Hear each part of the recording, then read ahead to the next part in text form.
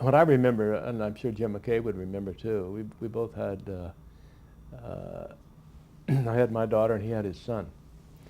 And the first thing I remember was being awakened at our hotel and their terrorists have attacked the Olympic Village.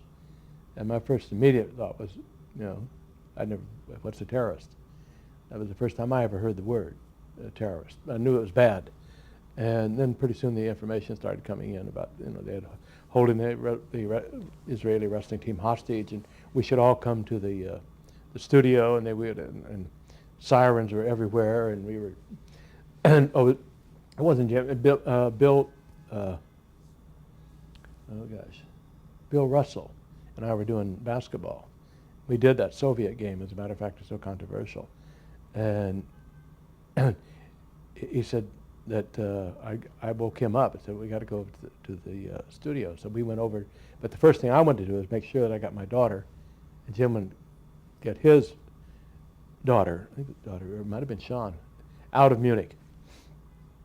And we made the arrangements to do that. We made sure they had security, and we all went over to the village. And like everyone else, we sat there and watched that whole terrible thing unfold. The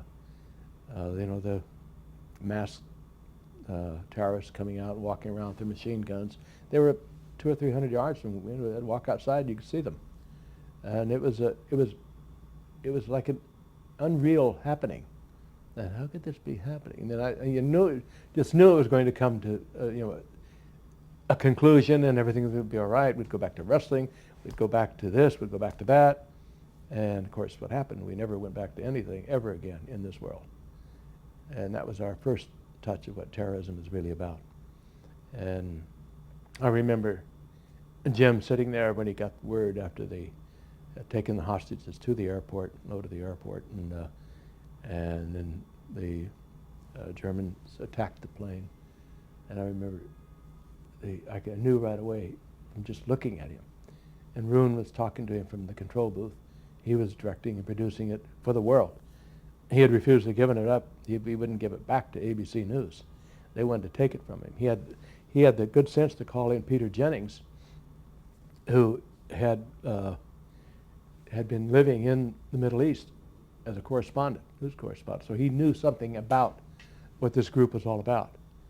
And so between Jim McKay and Peter Jennings and Roon Arledge controlling it from the booth, producing, directing, the world was getting information as to what was happening that they would have never got had it not been for that trio.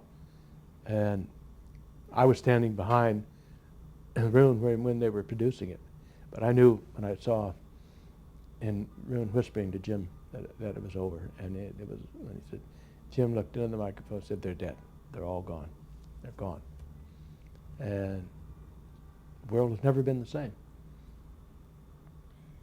How long after that did you then go back on the air? We went back on the air, but it was everything was totally different. And I don't know what would have happened today. It would have been swamped with cable and satellite, but as it was, it was Jim McKay and Roon Arledge who were telling the world what was going on, even when we went back on the air.